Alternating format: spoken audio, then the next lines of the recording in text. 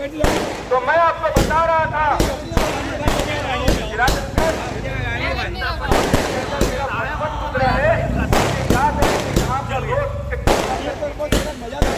पटेल पढ़ने गया था, लेकिन इन्हीं हमारे लीडरों ने रोल बनाया है कि मैं आपको चैलेंज करता हूँ कि रेती बंदर से अगर आप चलना शुरू करोगे, आप अमृतनगर पहुँच जाओ, कौसा पहुँच जाओ, गांव से कर पहुँच जाओ, आपका रोड खत्म हो जाएगा, लेकिन रोड पर आपके अच्छा नहीं। डेवलपमेंट उस व्यक्ति का नाम है एमएलए डॉक्टर जितेंद्र आवाज़। और मैं आपको कोविड का जमाना याद दिलाना चाहता हूँ। उस कोविड के जमाने को याद रखना। जब कोविड का जमाना लगा, जब लॉकडाउन लगा, तो बड़े बड़े नेता, बड़े बड़े लोग अपने घरों में चुप बैठे थे, वो घरों से बाहर नहीं निकलते थे। अगर हमारी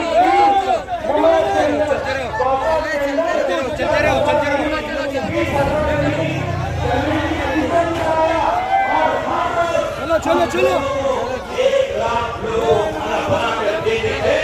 1 लाख लोगों को खाना बना कर देने वाले टीम का नाम है एमएलए डॉक्टर जितेंद्र आवाज़।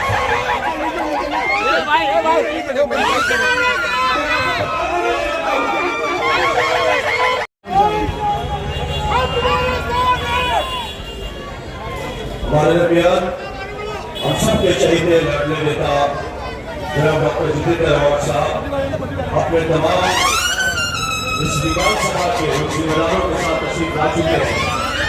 मैं आपका आज इस प्रोग्राम में सम्मान करता हूँ और साथ में शहर के अध्यक्ष जनाब शरीफ खान साहब का आपका भी सम्मान करता हूँ और विपक्ष नेता हमारे। अस्सलाम वालेकुम। मंच पर मौजूद हमारे नेता हर दिल अजीज लीडर डॉक्टर जितेंद्र आवाज़ साहब, मेरे बड़े भाई कारपोरेटर सिराज डोंगरे साहब, मेरे दोस्त, मेरे भाई ex opposition leader Shanu Pathan साहब, थाना जिला के माइनॉरिटी सेल के प्रेसिडेंट मुफ्ती अशरफ साहब और सम्मानीय मंच, जिन्होंने इस प्रोग्राम को ऑर्गेनाइज किया, वो मेरे साथी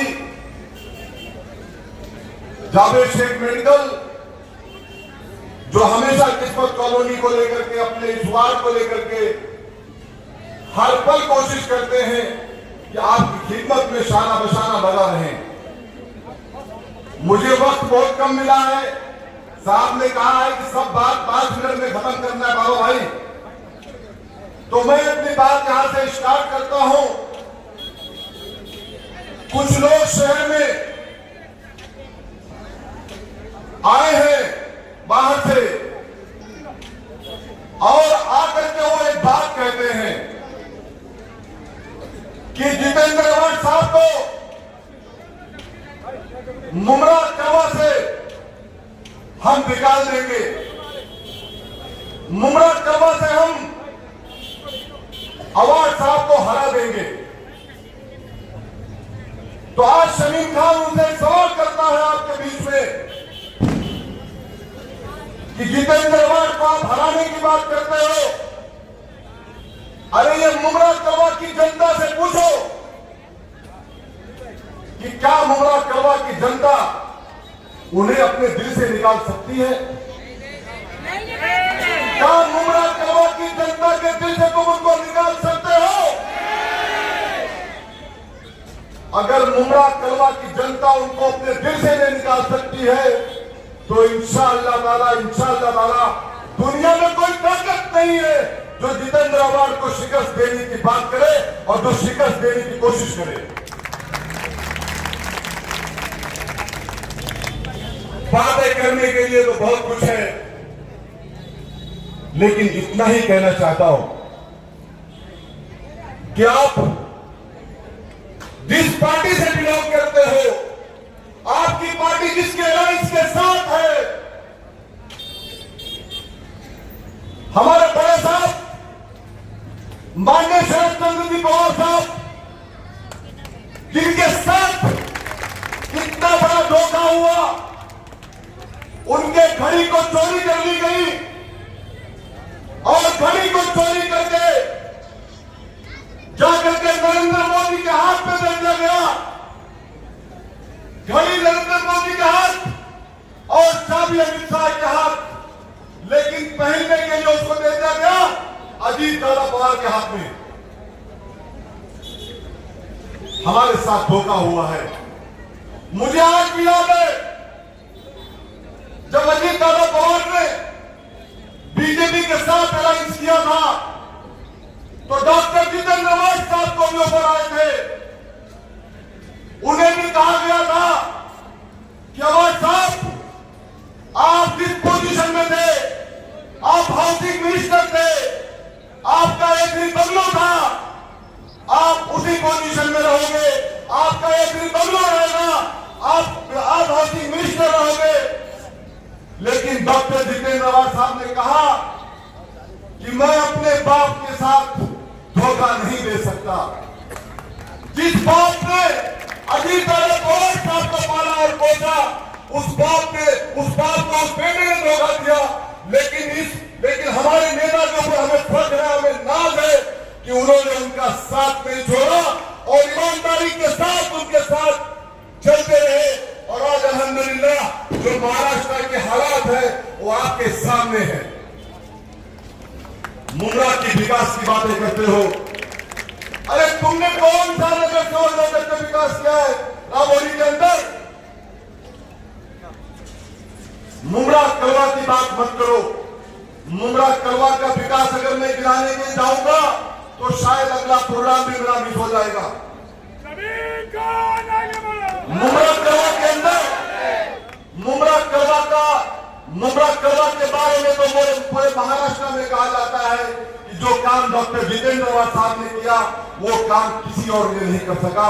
वो महाराष्ट्र का कोई भी आमदार होने दो, वो विकास का काम नहीं कर सका।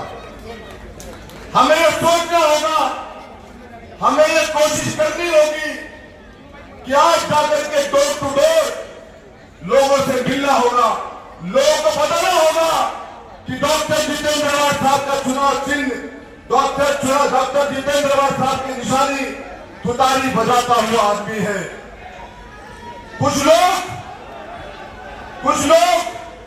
इस तरीके से हमारे प्रोग्राम को डिस्टर्ब करने की कोशिश करेंगे।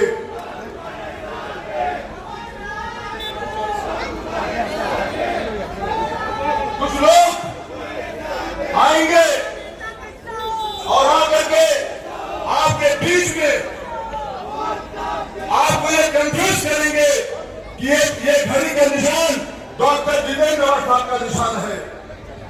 तो मैं पूछता हूं उनसे, अगर वो निशान डॉक्टर जितेंद्र अवाज साहब का निशान है तो इस्लामुद्दीन भाई, मैं जानना चाहता हूं इनसे कि इनका चुनाव चिन्ह क्या है? कमल का फूल। अरे कह दो ना, ये भी कहने में तुमको क्या दिक्कत है कि हाँ मैं कमल के साथ हूं, हाँ मैं कमल के फूल मेरा चुनाव चिन्ह है। मैं कहना चाहता हूं आप लोगों को कि आप लोग पूरी ताकत के साथ 20 तारीख को फजर की नमाज अदा करें और फजर की नमाज अदा करने के बाद आप अपने घरों से निकले और जाकर के डॉक्टर जितेंद्र अवाज साहब के लिए दुआएं करें और उन्हें आप अपना कीमती वोट दें, जिससे 23 तारीख को पूरे महाराष्ट्र में नहीं पूरे हिंदुस्तान में मैसेज आना चाहिए कि डॉक्टर जितेंद्र अवाज की लीड सबसे बड़ी लीड हुई है महाराष्ट्र के अंदर। आज हम ये मिशन लेते हैं और डॉक्टर जितेंद्र अवाज साहब से वादा करते हैं कि इंशाअल्लाह ताला महाराष्ट्र के अंदर आपकी लीड इंशाअल्लाह ये मुंद्रा कलवा की आवाम सबसे बड़ी लीड कराएगी। फिर मैं एक बार जावेद शेख मेडिकल का शुक्रिया अदा करता हूँ कि आपने बहुत बेहतरीन प्रोग्राम को ऑर्गेनाइज किया है। बहुत बहुत शुक्रिया किस्मत कॉलोनी के तमाम चेयरमैन, तमाम सेक्रेटरी, तमाम पार्टी के लोगों का मैं शुक्रिया अदा करता हूँ। थैंक यू, अल्लाह हाफिज। बड़े शौक से मेरा विधायक सेवा की आवाज साहब इसके बाद माइक पाए और पब्लिक से अपनी बात।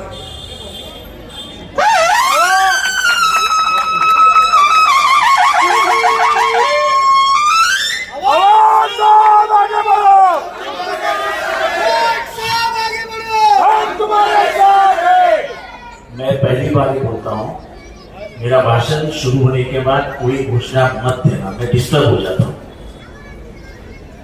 यहाँ पे मौजूद सभी हजरात, मेरी पटना नशीन माँ बहनें, आप सबको मेरा अस्सलाम वालेकुम रहमतुल्लाहि व बरकातहू। अभी शानू भाई और शमीम भाई बोल के ये पिछले कुछ रोज में जो चल रहा है कि अपने वाला है, अपने वाला है, अपने वाला है, आप मुझे क्या पढ़ाया मानते हो क्या? बोलो, अभी जोर से बोलो। मैं पूछना चाहता हूं आपसे,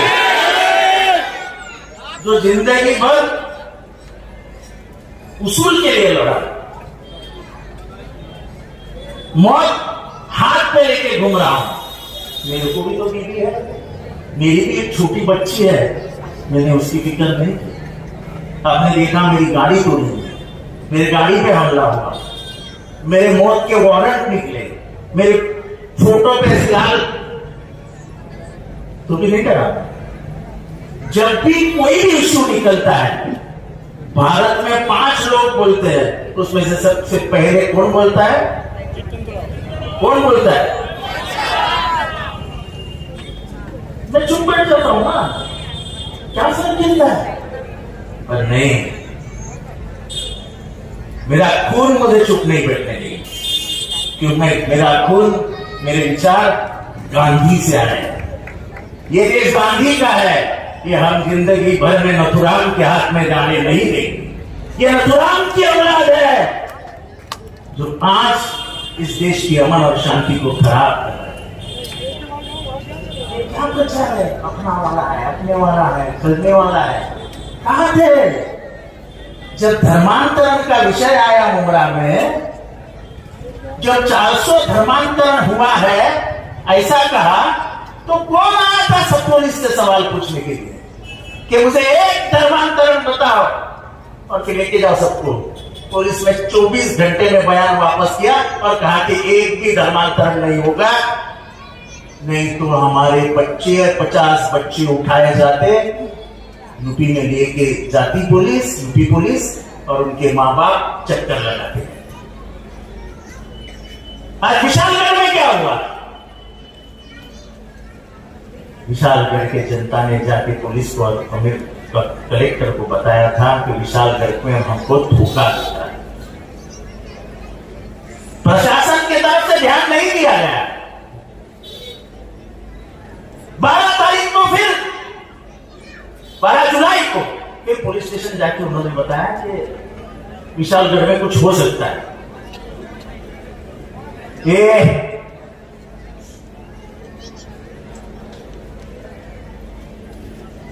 तो भी पुलिस ने ध्यान नहीं दिया और उसी रात को 100 लोग, विशालगढ़ किसी ने देखा है? आपने देखा है?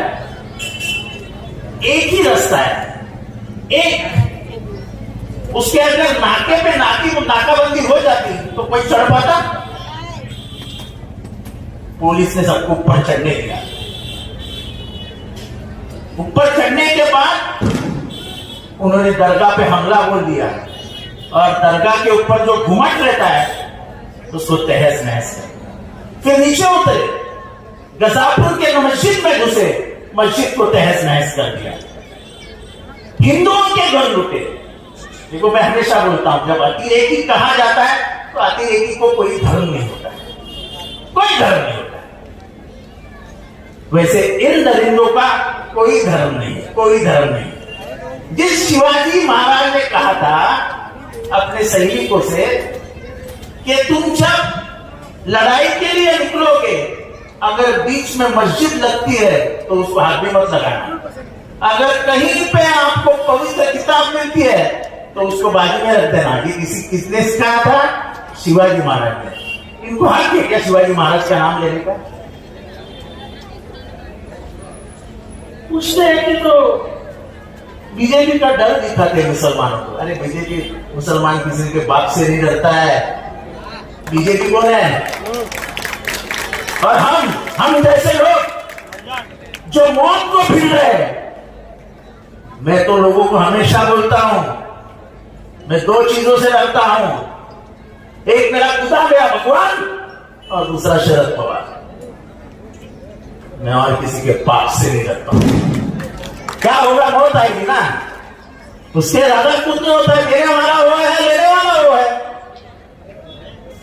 अरे 1300 साल हो गए महाराष्ट्र की संत परंपरा को, कभी भी धर्म के बारे में कुछ नहीं बोला गया था। हमारे तुकाराम नाम के संत थे, उन्होंने अपनी किताब में लिखा है, आज से बराबर 750 साल पहले, अल्लाह दिलावे अल्लाह खिलावे। देने वाला भी अल्लाह है, खिलाने वाला भी अल्लाह है। वो तो बड़ी किताब है, उन्होंने बड़ा पन्ना लिखा है, मैं तो छोटा बता रहा हूं। ये थी हमारी संत परंपरा। और तुम, मुख्यमंत्री के सामने एक आदमी उठता है जिसको मैं महाराज नहीं कहता हूं, उसके जैसा बंदूक ही नहीं, और नबी के बारे में गलत बोल देता है। और हमारे मुख्यमंत्री जो पूरे महाराष्ट्र के मुख्यमंत्री है, जो 13 करोड़ जनता के मुख्यमंत्री है, वो कहते हैं कि हम उसको हाथ भी नहीं लगाने देंगे किसी को। हम तो किसी को मारने वाला, हम तो किसी को मारने वाले नहीं है। लेकिन सर्वोच्च न्यायालय ने क्या कहा है? सुप्रीम कोर्ट ने कहा है कि जो भी धर्म के अंगार लगाएगा, गलत बोल देगा, उसको पुलिस ने 24 घंटे के अंदर अरेस्ट कर दिया। किया अरेस्ट, गजापुर के मस्जिद तोड़ने वाले को अरेस्ट किया, नबी के बारे में बोलने वाले को अरेस्ट किया, और जो चाचा को मारा, उधर मैं और हमारे एक पत्रकार मित्र रफीक कामदार, वो ध्यान नहीं देते तो वो चोर भी नहीं पकड़े जाते। आपको मालूम है बढ़िया चाचा के साथ क्या हुआ? उनको मारा, वो तो कैमरे में आ गया, लेकिन उनको ट्रेन के दरवाजे पे लेके फेंकने की कोशिश की। मुझे फक्र है, मैं हिंदू हूं, मैं ऐसा हिंदू हूं जो मेरे किताब में लिखा है वही मानता हूं। वासुदैव कुटुंबकम। वासुदैव यानी क्या? ये दुनिया, ये मेरा घर है और इसमें मेरी फैमिली रहती है, यानी हम सब भाई बहन हैं। ये हमारे किताब में लिखा है। ये नफरत किसी को कोई सिखाता नहीं, नफरत पार्टियां सिखाती, नफरत पार्टियां सिखाती। और बीजेपी ने वही किया। 2014 से यहां का मुसलमान हैरान नहीं है? हैरान है कि नहीं है? तुम मॉब लिंचिंग करोगे, देश के सीमा पे लड़ रहा मुसलमान का बाप घर में होता है, उस बाप के घर से कुछ खुशबू आती है गोश्त की, अंदर जाते हैं, बिना पूछे उसका मर्डर हो जाता है। ये क्या है? क्या है? आप, ये राष्ट्रवादी कांग्रेस पार्टी किसकी थी? चलो बताओ, जोर से बताओ। शरद पवार को एक दिन आज इस पवार आता है, धक्का मार के बाहर निकाल देता है और जाते जाते उसके हाथ से गली में छीन लेता है। ये पाकिट मारो की टोली है, पाकिट मारो की। अरे हिम्मत थी तुम्हारे में ना, मर्द का औरत था अजित पवार, तो बोलता था कि शरद पवार ने उतारी लेगी, मेरी कोई दूसरा निशान ढूंढ लेता हूं और लड़ता हूं चुनाव, तो हम उसको मर्द कहते हैं। अरे तुमने तो, तुम्हारे चाचा ने तो देश में बढ़ाई हुई पार्टी है, जो पूरा निशानी उसने देश लेके गया, तो उसको चुराकर अपना मेरा मेरा मेरा करके घूम रहे हो। जनता को मालूम असलियत क्या है। जिस आदमी को 5th स्टेज कैंसर हुआ था, जिसकी हड्डी टूट गई थी, वो आदमी आज भी 18 घंटे काम करके इस देश की फिरकापरस्त विचारधारा के खिलाफ लड़ रहा है, और वो बोल रहा है कि महाराष्ट्र में बदलाव ला के दिखाऊंगा। ये शरद पवार जी की हिम्मत है। वो मोदी जी के सामने नहीं झुके, वो अमित शाह के साथ जी के सामने नहीं झुके, उन्होंने हमारे सामने कहा था इसको जाना है जाओ, मैं इसको रोकूंगा नहीं। मैं अकेला लूंगा, मैं जाऊंगा नहीं, उनको जाने से मैं रोकूंगा नहीं। लेकिन मेरे लिए इतनी हिम्मत है कि मैं नौजवानों के बीच में जाके एक नया शरद पवार तैयार करूंगा जो महाराष्ट्र का नेता बन जाए। इसको बोलते हिम्मत। विकास तो मैं बात ही नहीं करता हूं विकास की। जिस रास्ते पे आप बैठे हो, ये क्या है? ये क्या है? यही विकास है ना? किसने किया है? किसने लाया ये रास्ता किसने बनाया? ये रास्ता किसने बनाया? तो क्या होता है विकास? अंधा है क्या कोई? अंधा? मुझे हमारे साहब ने विकास ही नहीं किया, अंधा है। बात मोड़ मोड़ करके बताने की है। इसलिए मेरे भाइयों और बहनों, मैं ज्यादा समय नहीं दूंगा। सिर्फ आपको इतना सोचना है कि जुल्म और जालिम को खत्म करना, ये नबी ने आपको बोला सल्लल्लाहु अलैहि वसल्लम ने। क्या बोला है कि जुल्म का साथ मत देना, जुल्म के सामने खड़ा रहना और जालिम का साथ मत देना। आज जालिम जुल्म कर रहा है कि नहीं कर रहा है? मेरे को जोर से बोलो यार, तुम चाट रहे हो ऐसा बोल रहा है। तो जुल्म को खत्म करने के लिए, जालिम को खत्म करने के लिए आपके पास एक हथियार दिया है। वो हथियार डॉक्टर बाबा साहब अम्बेडकर ने दिया है, जो गरीबों का, तुम्हारा, मेरा, हमको बचाने वाला, हमको इंसान की जिंदगी देने वाला मसीहा था। उस डॉक्टर बाबा साहब अम्बेडकर ने संविधान के तहत एक हथियार दिया। क्या है वो हथियार? आप वोट डालो और ये महाराष्ट्र की सरकार हकार डालो। इसकी अहमियत क्या है मैं बताता हूं आपको। जिस दिन महाराष्ट्र सरकार गिर गई, जिस दिन महाराष्ट्र सरकार महाविकास आघाड़ी के हाथ में आ गई, महाविकास आघाड़ी ने सरकार बना ली, तो कसम से जितनी मेरी समझ है, 35 साल का तजुर्बा है, जिस दिन ये चुनाव का नतीजा आ जाएगा और महाविकास आघाड़ी की सरकार बन जाएगी, उस दिन से लेके 60 दिन में, ध्यान से सुनो, उस दिन से लेके 60 दिन में चंद्रबाबू नायडू और नीतीश कुमार मोदी को दिया जो समर्थन है वो वापस खींच लेंगे और ये सरकार वैसे ही।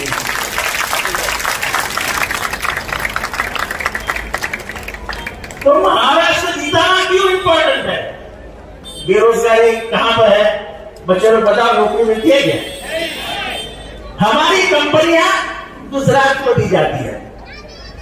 हम पहले गर्व से कहते थे कि महाराष्ट्र दिल्ली से घबराता नहीं है, दिल्ली से टकराता है। अब तो दिल्ली छोड़ो, हम तो गुजरात के सामने सर झुका के बात करते हैं। हमारे महाराष्ट्र की बेइज्जती हो गई, महाराष्ट्र की बेइज्जती हो गई। आज आपको मालूम है पुलिस है क्या? इधर पगार नहीं मिला है, पगार सरकारी कर्मचारियों को अगले महीने से पगार नहीं मिलेगा, क्योंकि हमारी तिजोरी खाली हो गई है। अब मेरे बहनों से पूछता हूं, तेल का भाव क्या हो गया? तेल का भाव, खाने के तेल का भाव कितना? 140 रुपया। पिछले 240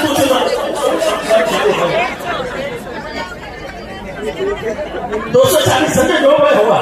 और मुझे इतना मालूम है कि 30 दिनों में 40 रुपये से भाव बढ़े।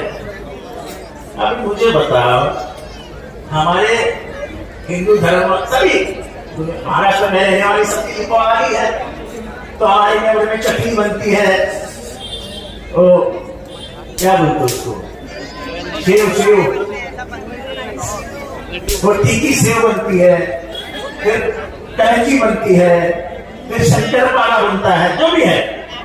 पर बेसन और दाल, बेसन और दाल ये महंगा हुआ कि नहीं? शक्कर महंगी हुई कि नहीं? फिर वो लाडली बहन का पैसा कहाँ जाएगा? वो तो महंगाई खा जाएगी। अरे कम से कम लाडली बहन के लिए महंगाई तो कम करो। मैं मेरे लाडली बहन से कहता हूँ, हम 1,500 में 3,000 रुपया देंगे और हम ऐसा कानून बनाएंगे कि कोई महिला पे बलात्कार करने की हिम्मत नहीं दिखाएगा। ऐसा कानून बनाएंगे कि कोई बच्ची के ऊपर हाथ डालने की हिम्मत नहीं दिखाएगा। बदलापुर में क्या हुआ? मरवाड़ को क्या हुआ? एक छोटी बच्ची के ऊपर, 2 बच्चियों के ऊपर अत्याचार हुआ। इन्होंने एक आरोपी पकड़ लिया और उसके जो 2 मेन ट्रस्टी थे गायब हो गए। मेन ट्रस्टी किसके संबंधित थे? दोनों ट्रस्टी आरएसएस बीजेपी के संबंध में थे। सुना आपने? गौर से सुना? जैसे ही इनको पता चला कि उसकी मां खूब जबान खोल रही है और बोल रही है कि मेरा बच्चा तो फटाके से भी डर जाता था, वो तो एकदम डरपोक है, मैं उसका समर्थन नहीं कर रहा हूं, लेकिन पुलिस को क्या जरूरत थी उसको गाड़ी में गोली डाल देने की? डर ये था कहीं वो जबान खोल के ये ना बता दे कि ये 2 ट्रस्टी ही गुनहगार है, इसलिए उसको जाके गोली मार। बीजेपी की इज्जत बताने के लिए बीजेपी कुछ भी कर सकती, कुछ भी। खून करना तो उनके दाएं हाथ का खेल है, जैसे महात्मा गांधी का खून करवा दिया, जैसे महात्मा गांधी का खून कर दिया। एक निहत्था आदमी, कोई हथियार नहीं, उसके पैर पड़ने गए और उसके सीने में 3 गोली डाल दी, तो वैसा ही बेचारा मर गया। ये देश शांति के लिए जाना जाता है, खून खराबे के लिए नहीं जाना जाता है, क्योंकि ये देश बुद्ध का और गांधी का है। हम हमेशा मानते हैं कि हम गांधी की पूजा करने वाले लोग, हम नेहरू की पूजा करने वाले लोग हैं, हम अब्दुल कलाम आजाद के दिखाए हुए रास्ते पे चलने वाले लोग हैं। अब ये देश गोलवल करके रास्ते पे जा रहा है, जो ये कहता था कि मुसलमानों का वोटिंग राइट भी निकाल। हम नहीं कहते, हम ये संविधान जब आया 1950 में, तब ये संविधान हमें नहीं चाहिए। ये पहली बार किसने कहा? आप कंप्यूटर, आप ये ऑपरेट करते हो क्या? गूगल ऑपरेट करते हो? जाके पढ़िए, ऑर्गेनाइजर नाम का एक मैगजीन है, जो बीजेपी का मुखपत्र था। तब बीजेपी नहीं थी, जनसंघ और आरएसएस का मुखपत्र था। उसमें पढ़िए कि कॉन्स्टिट्यूशन को विरोध किसने किया था, सब आया। उन्होंने तिरंगे को विरोध किया था। अब तो मोदी जी हर 1 साल के बाद आते हैं, अरे भाई, तुम्हारे लोगों ने तिरंगे को विरोध किया था 93 में। कांग्रेस के कार्यकर्ता आरएसएस के मुख्यालय में घुसे और उन्होंने तिरंगा लगाया, तभी आरएसएस के कार्यकर्ता पुलिस स्टेशन में गए और कांग्रेस के कार्यकर्ता के खिलाफ केस डाली। आज लोग केस के कोर्ट। तुम तो तिरंगा लगाने से शर्माते थे। 1942 में तुमने लेटर लिखा था कि हमें ये भारत छोड़ो आंदोलन का विरोध करना है, ब्रिटिशों हमको साथ दो। उसकी औलाद हो तुम इस देश में शांति और आजादी नहीं चाहते। ये देश, उसकी पहचान अलग है। कश्मीर में एक भाषा है, केरला में एक भाषा है, गुजरात में एक भाषा है, आसाम में एक भाषा है। तो भी अभी यहाँ पे बैठे लोग कोई जौनपुर से है, कोई कोंकण से है, कोई हो सकता है दक्षिण से हो, लेकिन हम सब इधर आके भारतीय बन के अमन और शांति में रहते हैं। 15 साल हुए मुझे आके, एक बार भी उमरा में कहीं हिंदू मुसलमान हुआ? हम जीते हैं अमन और शांति के लिए, लेकिन अमन और शांति के साथ हम किसी को हाथ में कानून नहीं लेने देंगे, किसी को भी कानून हाथ नहीं मानेंगे। विकास के बारे में बात नहीं करता हूं, फिर से बोलता हूं कि मैंने जो किया है वो पूरा गुमराह जानता है। मैं आपसे एक ही सवाल पूछूंगा, 2009 का गुमराह और 2024 का गुमराह, आज को हाथ उठा के बताइए फर्क दिखता है कि नहीं दिखता है? सबके हाथ ऊपर चाहिए, सबके हाथ ऊपर रखो। मैं ये दादागिरी से नहीं कह रहा, प्यार से कह रहा हूं, जिसको उठाना नहीं मत उठाओ भाई। तो बात इतनी ही है, बात विचारधारा की है। आप बीजेपी के विचारधारा के साथ जा सकते हो क्या? क्या बीजेपी को अंदर ला सकते हो क्या? हमारे विचारधारा को आप दिल से निकाल सकते हो क्या? मेरे को गाली देने वालों इतना ही सुन लो कि घर घर में जितेंद्र आवाज है, मुमरा के हर एक घर में जितेंद्र आवाज है। जब मैं कोरोना में बंद था और मेरे मरने की तो आस लगाए बैठे थे, उनसे पूछना चाहता हूं कि मेरी बीबी को इतने औरतें के फोन आने के, रो रो के सांप कैसे है, सांप कैसे है। ये मैंने कमाया हुआ धन है जो लोगों ने अपने दिल में मुझे दिखा दिया। तो मुझे दिल से नहीं निकाल सकते, तो मुझे दुनिया से निकाल सकते हो, लेकिन दिल से नहीं निकाल सकते हो। और इसलिए मैं आपकी मोहब्बत को सलाम करता हूं और फिर से एक बार कहता हूं, जो भी बोले कि जितेंद्र आवाज बीजेपी का नाम लेता है, हाँ लेता है। बचपन से आरएसएस को विरोध करते आया हूं, बचपन से, आज नहीं कर रहा हूं। जब जान को धोखा था तभी भी आरएसएस को विरोध किया है मैंने। जिसने गांधी को मारा वो मेरा आदर्श कभी नहीं बन सकता है। तो मुझे मत सिखाओ उसूल और आइडियोलॉजी, ये मैं खाता हूं, खाता। मेरे पेट मेरे खून में आइडियोलॉजी है, मेरे जुनून में आइडियोलॉजी है। मैं मेरा सर कभी नहीं झुकाऊंगा, मर जाऊंगा, लेकिन इस देश का संविधान और इस देश का सेकुलरिज्म के लिए लड़ता रहूंगा।